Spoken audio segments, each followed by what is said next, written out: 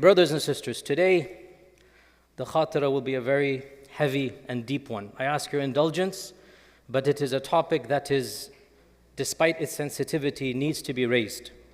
Yesterday I had a couple that come to me. I have office hours in the Masjid. I have a couple that came to me, our own community, and I have permission to give their story without too many details in order that we benefit from this. The issue that they had was that their adult daughter, late 20s, working career, has decided to marry a non-Muslim. Not even just a Christian, but actually an atheist. And she is adamant, and she's going to go ahead with this. The parents, they are our community members. They are coming to me saying, what do we do now? Do we attend the wedding? When children are born, what's going to happen? How much do we boycott? Or do we even boycott? We have tried, we have done. She is adamant and she's going ahead with it. Long story short, there's not much to be specific case. The point I'm raising for all of us here, it's a very difficult topic, it's a taboo topic, but every Imam and Shaykh will tell you this topic is now becoming more and more common. And I firmly believe that prevention is more important than the cure. Correct? Preventing this from happening is far more important than people knocking on my door saying, my daughter is getting married to a non-Muslim, what do I do now? How can we prevent when we're not even raising awareness? So I apologize if you find this topic too difficult, but it doesn't change the reality that we are facing as a community and the crises that is taking place across this country. More and more of this phenomenon is taking place. And I hope, inshaAllah ta'ala, that by simply addressing it and sharing my thoughts, and they are not foolproof, but at least to begin the conversation, I hope that it has a trickle-down effect, that we begin to discuss this. And I'm trying to, inshaAllah, give some solutions, and you also think about them and come back to me with other solutions. Collectively, we can try to bring about more preventative measures. There is no foolproof or 100% guaranteed, but we can try to raise the bar so that this becomes less common. So I want to begin by stating the obvious, and that is that there is no question from a legal fiqh perspective, such a marriage is not a marriage. There's just no room for reinterpretation. There is unanimous consensus amongst all the scholars of Islam and all the law madhabs that exist, that when it comes to nikah, a Muslim lady must marry a Muslim man. There is no difference of opinion, and this is something that there is ijma' or unanimous consensus about. So we say unequivocally that any person who comes and wants to rechange this law, we say no, it cannot be changed. The Quran is explicit, and the Sharia has come with what is called ijma' or unanimous consensus. But the issue and the problem is that at this stage of her life, she doesn't care what ijma' says. She's not interested in Islamic law. She's made an emotional decision, and she is going to go ahead with it. So now the parents are asking from an Islamic perspective, what do they do? I don't have any, the daughter didn't come to me, she's not interested. She knows what is haram and halal, she's decided to do this. So my conversation is not with the one who's decided. My conversation is with the parents of children, me and you. Let's have this conversation now so that inshaAllah, may Allah protect our families, your families, all of our families from ever having to face this crisis. And honestly, it has been troubling my mind since yesterday, the state of the mother that came, the emotional distress she was in, the trauma. I don't even know how to describe it to you. And by the way, and again for the record, these are practicing members of our community. She was raised in a practicing household. She was praying 5 times a day, fasting Ramadan. And then what happened? This is our member. It's not somebody. This is our communities. And no more details about the family. Let's talk generics. So, brothers and sisters, what can we do to help prevent such a situation? First and foremost, as we said, raise awareness. Shoving our heads in the sand, ignoring this reality is not going to make the situation go away. We have to confront this issue as a community, and then especially within our families. And this means, parents, that we need to understand the importance of instilling Islamic values in our children's lives. If you do not act as a good Muslim role model to your own son and daughter, if you do not raise them to love Allah and His Messenger, then there are going to be repercussions to this. And these are some of those repercussions. That having been said, I also want to be very clear here. It is possible that you've done your utmost best and still your son or daughter turns out different. In which case, you cannot go and blame yourself. The son of the Prophet Nuh alayhi salam rejected Allah Azza wa Jal. He became a kafir. This is in the Quran. The son of the Prophet Nuh alayhi salam did not accept Islam. Are we going to blame the tarbiyah of Nuh alayhi salam? You do the utmost. And the rest, there's nothing you can do after that. And I told the mother this, that she came to me, she was crying. I said, you have done apparently from what you have said everything. Now she has made her decision. You can't go back and blame yourself. You did everything. Now, khalas, it is her life. Now she has to face the consequences. Yes, the pain will be there. But you cannot blame yourself if you did your best. But what if you didn't do your best? Which is why prevention is better than the cure. Which is why I'm having this conversation now. Which is why from now we need to make sure we understand being faithful to our religion is not just something that is nice in the community. It is an iman saving matter. She was asking, are these grandchildren going to be my grandchildren? And I said, mahram wise, yes, but sharia wise, no. This is literally the answer. Mahram, biologically, yes, but from a sharia perspective, there is no nikah. These children are born in zina, a'udhu billah. It's a fact, I can't change the sharia for her. And can you imagine how that's going to make her, any of us, feel? So my point is, we need to make sure we understand the importance of preserving Islam within the household, of making sure our children love Allah Azza wa Jal. They want to come closer to Allah. That's the only way that this is going to be prevented, when the love of Allah is more than the love of this man. That's the only way. In this society, fear doesn't work. They don't have that fear. In this society, the stick is not going to work. You don't raise your children like this. They must have a love of Allah, the love of the Sunnah, the love of the religion of Islam, so that they understand, I don't want to do something that would be displeasing to Allah and His Messenger. And that's why point number 1 of preventative measures, understand the importance of having your children raised upon good tarbiyah, good akhlaq, good knowledge of Allah and His Messenger, pure religion of Islam. And the way to do that is by beginning with yourself. Point number 2, we will have to understand another reality. And that is, the culture we find ourselves in is so radically different from the culture that most of us grew up with, that we're going to have to change parenting techniques and styles. I am positive most of you, your parents never once spoke to you about the facts of life or about awkward issues of biology or about marriage until after college or whatnot. It was taboo to talk even about this topic. You know what? Times have changed. And if you're not going to talk to your 19-year-old daughter, your 20-year-old son, if you're not going to talk to them about your parameters, about what you expect from them in marriage, you're going to think it's awkward, then who else is going to do that? You're going to have adult conversations with your adult children. That's not the way our parents raised us, I understand. It was a very formal relationship. But that's not going to work in this society.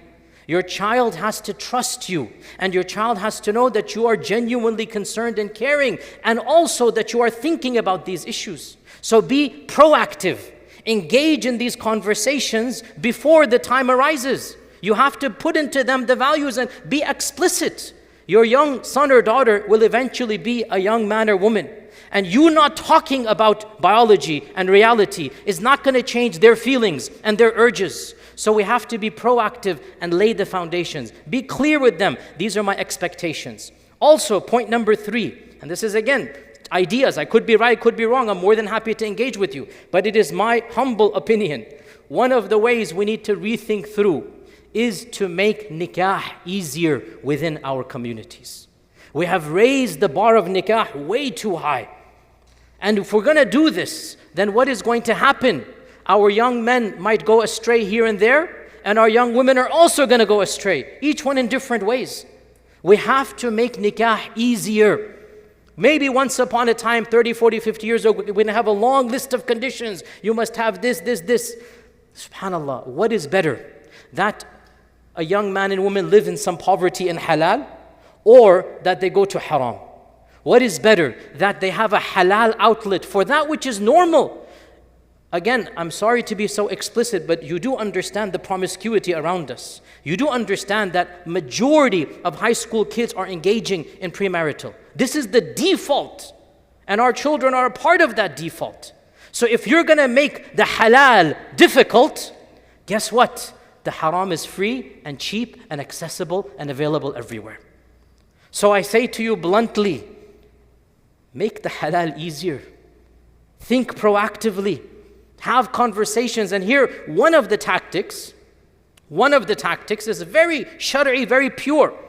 You say to your young son, maybe going to be college, first year of college, say, you know what, I know you cannot afford to have your own, house and whatnot, but if you are interested in a sister, a lady, talk to us, we'll talk to the parents, we will have the nikah contract.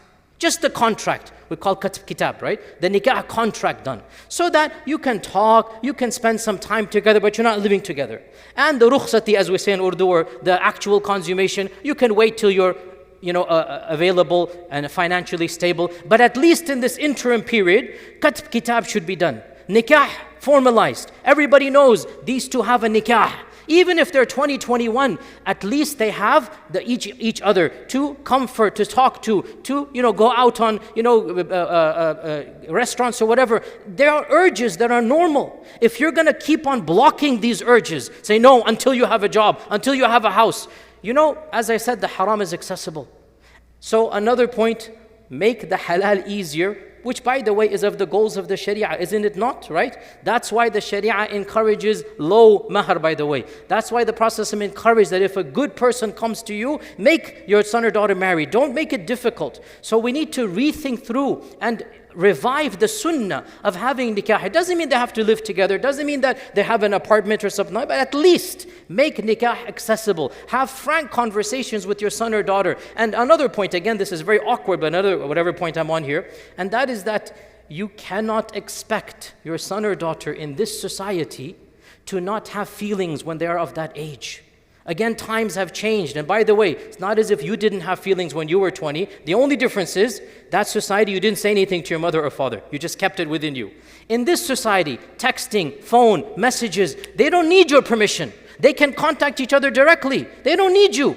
Isn't it better that you give them the option, hey look, keep it halal and I'll have your back. Keep it halal and I'll support you. Put it into their minds. If there's a dignified boy, a good lady, you're interested, we'll speak to the parents, do the nikah contract. So make this something that you put it into their minds and tell them what you're looking for. Explain to them, because here's the point. The lady that came to us yesterday or whatever, she's already infatuated with this man. She's been in a relationship years with this man. Now it's too late. She cannot think rationally because she's been in love for 5 years. Guess what? Before she fell in love, if we had this conversation, if we were given options, maybe it would have been easier because she comes from a religious household. But once you are in love and khalas, your mind cannot think, then what is going to happen? So prevention is better than the cure.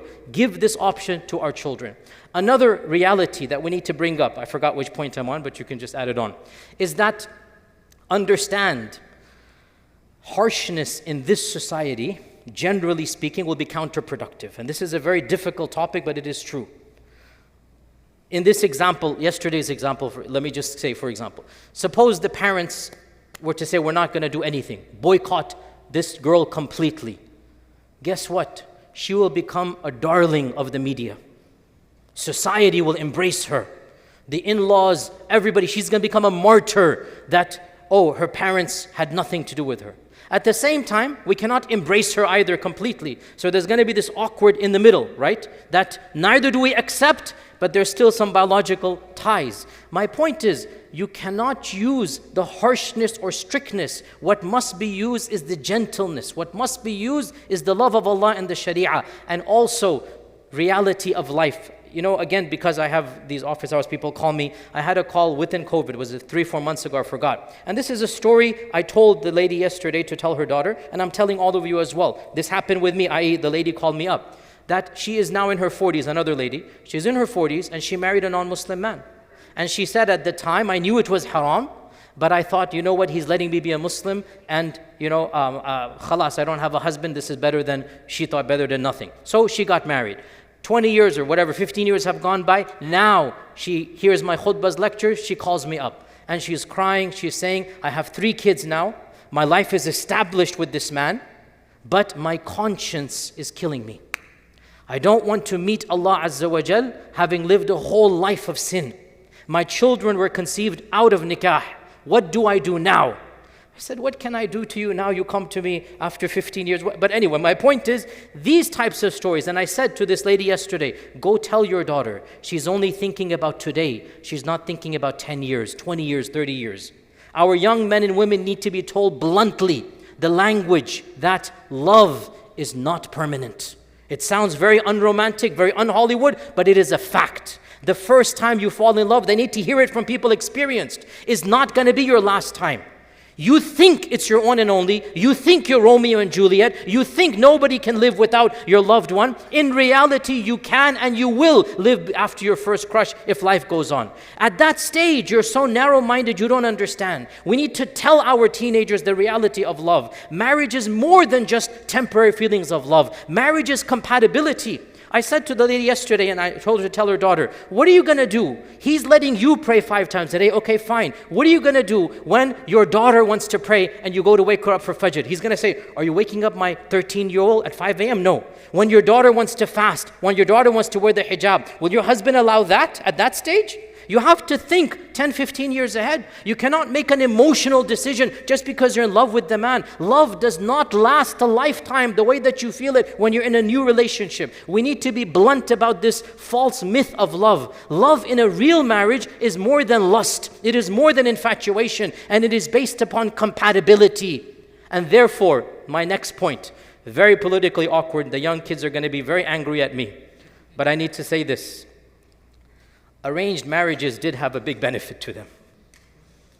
I'm sorry to say this, teenagers, but in fact, arranged marriages did have a lot of benefit.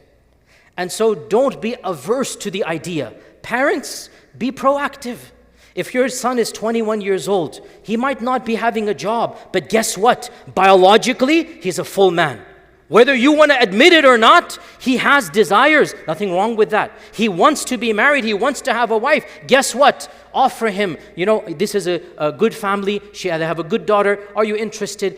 It might not be fully arranged, like prod, go meet a few times in family. But still, you get my point. Be proactive rather than just be passive. It's to your advantage that you think long term. It's to your advantage that you are a little bit premature rather than have to worry about this consequence. And also, by the way, I have a very clear fiqh principle, and this is also not popular. A lot of my critics, they accuse me, you're too soft, you're too liberal. Wallahi, it's not about liberal, it's about the goals of the Sharia. Sometimes the fatwas I have are stricter, sometimes they're lax. It's not about strict and lax, it's about the goals of the Sharia. Do you know my fatwa about a Muslim man marrying a Christian and Jewish lady? I think it's not allowed in this land. I think it's only allowed in Darul Islam. This is my fatwa based upon my understanding of maqasid al-Sharia. Ibn Abbas had the same fatwa, that the concession for a Muslim man, it only applies when the society is Muslim. When the society is not Muslim, we don't have this concession. Therefore, we should tell our young men, we are not allowing you to marry outside of our faith. This is the fatwa I give. And I have never to this day conducted a nikah between a Muslim man and a non-Muslim lady. I don't think it is allowed, but I know it's a minority view. Khair, it is a stricter view that I hold, but I don't think it is allowed. And we need to tell all of our young men and women, marry within the faith. We have but one condition, good akhlaq, well, 2 conditions, good akhlaq, good iman. 2 conditions. Actually, they're the same thing. Whatever the ethnicity, and by the way, it's another point, brothers and sisters, parents, get rid of your jahiliyyah. Wallahi, get rid of your jahiliyyah. For your son or daughter to marry a righteous Muslimah of any ethnicity is 1,000,000,000 times better, infinitely better, than for you to put a long list of my tribe and my village and whatnot. Forget this. You want good akhlaq and good iman, that's it. Then it's up to the 2 of them if they want to get along in marriage or not. Lower the issues that you have about race and culture and whatnot, and let them, this is a different culture. Your children are not the same culture as you. You know this. They don't speak the same language as you. They don't have the same 100% cultural values as you. So why should their spouse reflect your values? Let their spouse reflect their cultural values. You get my point here. Lower the bar of culture. Be much more open-minded about accepting people of different cultures. That time has gone. You want your children to marry within the faith, not within the race. And I hope, inshallah, that is very clear. Final point, again, much can be said, and I really apologize if you find some of this awkward, but wallahi, akhi, what should I not talk about this? Should we not ignore this issue? And also, we're working together in this regard. Another very controversial point, and please hear me out here. SubhanAllah. Allah help us, I could be wrong, but listen to me. This is very awkward to say. Please don't misquote me. We have another issue that perhaps might solve this problem a little bit, and that is our gender segregation within our communities is ultra strict. And that type of ultra strictness only works when society follows along. If you're going to have ultra strict within the Muslim community, guess what? You cannot control outside the mosque. You cannot control high school. You cannot control college. You cannot control work. This young lady fell in love with a colleague at work. Years working together. Their relationship is now established. Whatever the parents say, the hearts have now gone on. I know this is very difficult, but hear me out. We need to find a middle balance. A middle balance between segregation that is Shari'i compliant and between the outside culture which we don't agree with. Listen to me carefully, and if I'm wrong, talk to me. But I feel this way. It is healthy for young men and women of our community to know of each other's existence if they're of marriageable age. I think, wallahi, it is healthy that they know of each other's existence in communal gatherings, not in privacy. And for us to understand this, and for us to be forward thinking in this regard, for some halal feelings to develop, and your parents know this, and they understand that our children are in a community, not private, because again, we never want them to be in private. But when they become of marriageable age, is it not healthy in the MSAs, in the colleges, that communal, multiple brothers and sisters coming together, they know of each other's existence, they see the qualities, and the parents should tell the young men and women, if you're interested, come to us, don't go to them. We'll talk to the parents, right? Point is, a little bit of understanding that complete gender segregation is actually counterproductive. And we see this over and over again. I myself have dealt with this multiple times. If you're going to take a young man, a young woman, deprive him or her of any contact with the Muslim community, well then what's going to happen? Some guy shows her some affection at work and khalas, she falls for him. You cannot change biology. A young lady, 25 years old, she wants male attention. If you're not going to allow a little bit and then marriage, guess what? Outside is beyond your control. So we need to have frank conversations at the community level and at the family level to what level of segregation we want. And I say bluntly, my opinion, if I'm wrong, let's come and talk about it. We need to find a healthy, organic balance.